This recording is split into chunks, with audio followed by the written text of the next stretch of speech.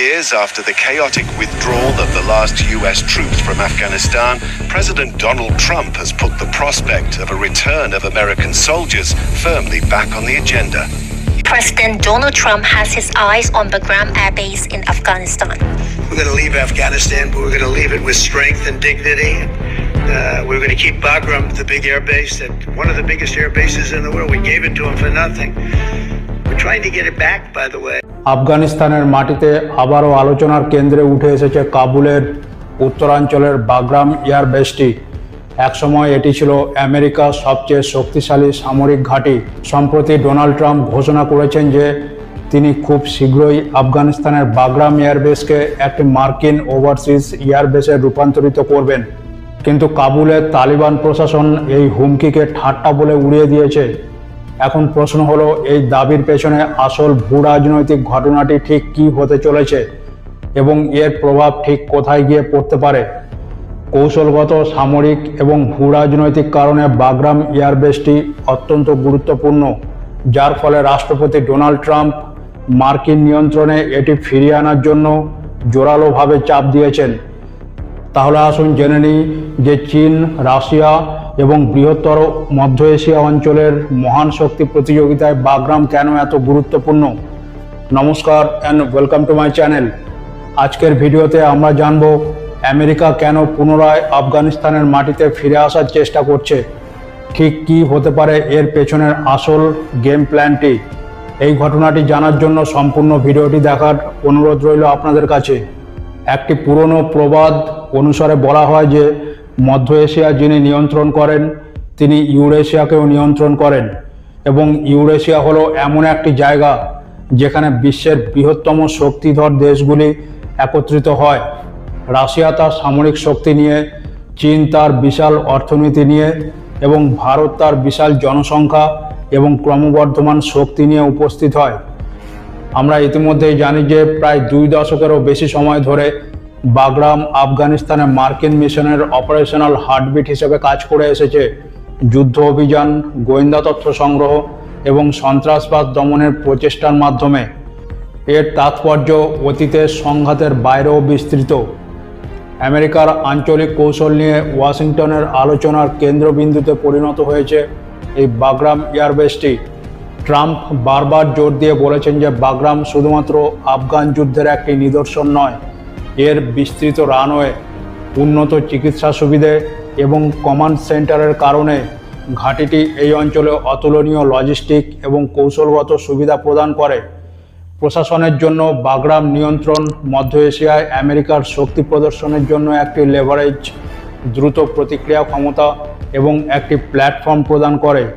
সন্ত্রাসবাদ দমনের বাইরেও বাগরাম চীনের ওপর নজরদারি, সেন্ট্রাল এশিয়ার ওপর প্রভাব বজায় রাখা এবং রিজিয়নাল পাওয়ার ডায়নামিক্স গঠনের একটি হাতিয়ার হিসেবে কাজ করছে, যা বর্তমান মার্কিন প্রশাসন পরিবর্তনশীল বৈশ্বিক ভারসাম্যে অপরিহার্য একটি সম্পদ হিসেবে দেখে। বিতর্কের কেন্দ্রবিন্দুতে রয়েছে একটি গুরুত্বপূর্ণ প্রশ্ন: মার্কিন যুক্তরাষ্ট্র কি আফগানিস্তানে তার ফুটপ্রিন্ট পুনঃপ্রতিষ্ঠা করা উচিত, নাকি অন্য কোথাও বিকল্প কৌশল অনুসরণ করা উচিত? এই সম্পর্কে বলা হয় যে বাগরাম কোনো সাধারণ সামরিক ঘাঁটি ছিল না, এটি ছিল একটি বিস্তৃত দুর্গ যার রানওয়ে অনেক আন্তর্জাতিক বিমানবন্দরের থেকেও লম্বা। আফগানিস্তানের এই এয়ারবেসটি প্রায় 11 বর্গমাইলেরও বেশি বিস্তৃত বৃহত্তম মার্কিন ঘাঁটি। এই এয়ারবেসটিতে 2টি প্রধান রানওয়ে রয়েছে, যার মধ্যে একটি হলো প্রায় 12,000 ফুট লম্বা, যা B-52 বোম্বার্ড এবং বিশাল কার্গো বিমান পরিচালনা করতে সক্ষম। এই অঞ্চলে খুব কম বিমানবন্দরই সেই ক্ষমতার সাথে মেলে। আশেপাশের উপত্যকাগুলি পশ্চিম চীনে নজরদারির জন্য একটি স্পষ্ট দৃষ্টিসীমা প্রদান করে। কিন্তু বাগরামের গুরুত্ব শুধুমাত্র এর আকাশ বা রানওয়ে দিয়ে নয়।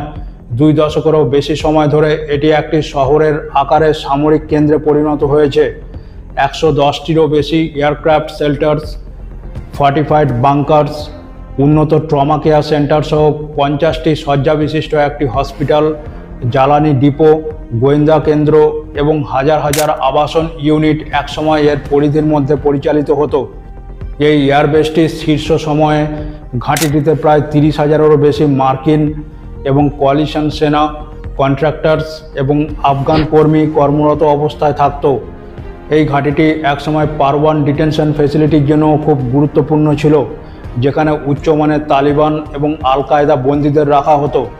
বাগরাম থেকে গোয়েন্দা তথ্য সংগ্রহ, ড্রোন অভিযান এবং বিশেষ অভিযানের সমন্বয় করা হতো। ছোট্ট ফরওয়ার্ড ঘাঁটির বিপরীতে এটি স্বাধীনভাবে দীর্ঘমেয়াদী অভিযান পরিচালনা করতে পারে, যার ফলে বিশ্লেষকরা এটিকে আফগানিস্তানের পেন্টাগনের মুকুটরত্ন বলে অভিহিত করেন। এখন আমরা জানব বাগরাম এয়ারবেসের ভূ রাজনৈতিক গুরুত্ব সম্পর্কে। ভৌগোলিক অবস্থানের প্রেক্ষাপটে বাগরাম এয়ারবেসটি কাবুল থেকে প্রায় 40 কিলোমিটার দূরে পার্বত্য অঞ্চল ঘেঁষা একটি কৌশলগত স্থানে অবস্থিত। আফগানিস্তানের রাশিয়ান অকুপেশনের সময় থেকেই সোভিয়েত ইউনিয়ন 1979 থেকে 89 পর্যন্ত এই বিমান ঘাঁটিটি ব্যবহার করেছিল, কিন্তু পরবর্তীকালে 9/11 সন্ত্রাসী হামলার পর আফগানিস্তানের মাটিতে আমেরিকার নেতৃত্বাধীন ন্যাটো সেনারা সন্ত্রাসী সংগঠন আল কায়দাকে নির্মমভাবে ধ্বংস করে এবং 2001 সালের পর মার্কিন সেনারা এখানে বিশাল সামরিক কমপ্লেক্স তৈরি করেছিল।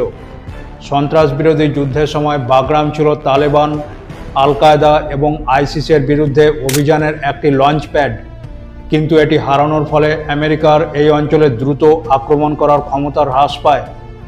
এর ভৌগোলিক গুরুত্ব হল এই ঘাঁটি থেকে সহজেই ইরান, পাকিস্তান এবং মধ্য এশিয়া ও পশ্চিম চীন পর্যন্ত নজরদারি করা সম্ভব। তাই এই অঞ্চলটিকে বলা হয়েছিল America strategic I in Asia বা এশিয়া স্ট্র্যাটেজিক ক্রসরোড। তাছাড়া বাগরাম থেকে মাত্র কয়েকশো কিলোমিটারের মধ্যেই রয়েছে চীনের মোস্ট সেন্সিটিভ জিনজিয়াং প্রভিন্স, যেখানে চীন দ্রুত তার পারমাণবিক অস্ত্রাগার এবং ক্ষেপণাস্ত্র সাইলোক্ষেত্র সম্প্রসারণ করছে। এই নৈকট্যই মার্কিন যুক্তরাষ্ট্রকে চীনের পারমাণবিক কার্যকলাপ পর্যবেক্ষণ করার এবং ইন্ডো প্যাসিফিক রিজিয়নে অবস্থিত মার্কিন ঘাঁটি থেকে সম্ভাব্য শক্তি প্রদর্শনের জন্য একটি বিরল সুযোগ প্রদান করে দেয়।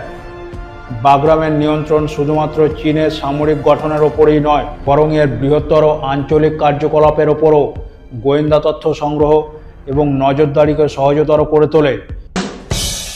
তাছাড়া এই ঘাঁটিটি মার্কিন যুক্তরাষ্ট্রকে আফগানিস্তান ও মধ্য এশিয়ায় চীনের বেল্ট অ্যান্ড রোড ইনিশিয়েটিভ প্রকল্পগুলি পর্যবেক্ষণ এবং সম্ভাব্যভাবে হস্তক্ষেপ করার সুযোগ দিয়ে থাকে, যা এই অঞ্চলে চীনের ক্রমবর্ধমান অর্থনৈতিক প্রভাবকে চ্যালেঞ্জ করতে পারে।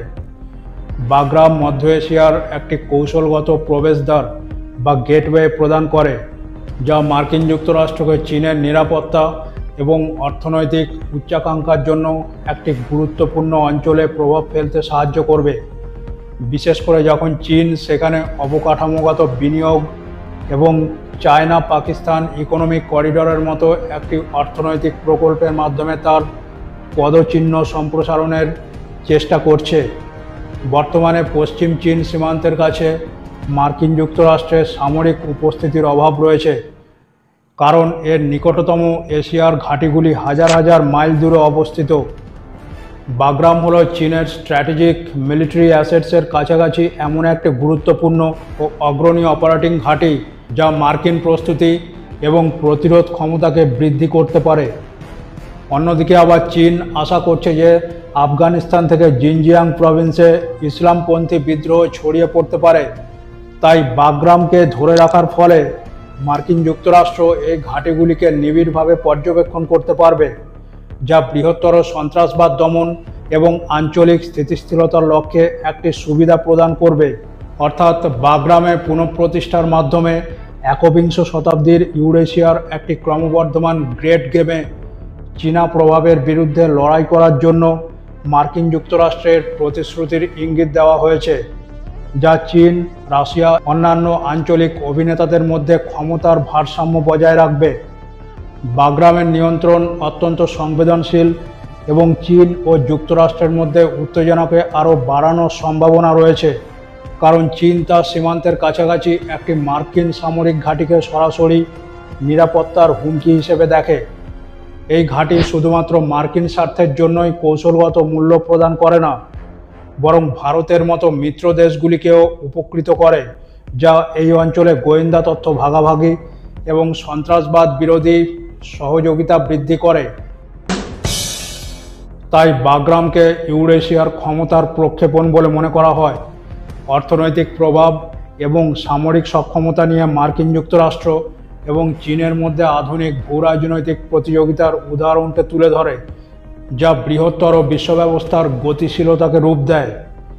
2021 সালের জুলাই মাসে যখন মার্কিন সেনা রাতের অন্ধকারে বাগরাম ত্যাগ করে, তখন ব্যাপক সমালোচনার জন্ম দেয়। কয়েক সপ্তাহ পরে তালিবানরা ক্ষমতা দখল করার আগে তাদের আফগান বাহিনী সংক্ষিপ্ত সময়ের জন্য এটিকে নিয়ন্ত্রণ করে।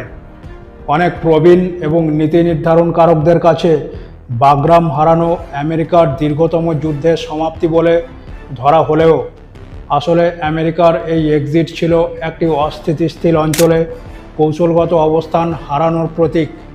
প্রেসিডেন্ট ট্রাম্প বাগরামকে শুধুমাত্র সন্ত্রাসবাদ দমনের জন্য একটি সম্পদ হিসেবে বিবেচনা করেন না।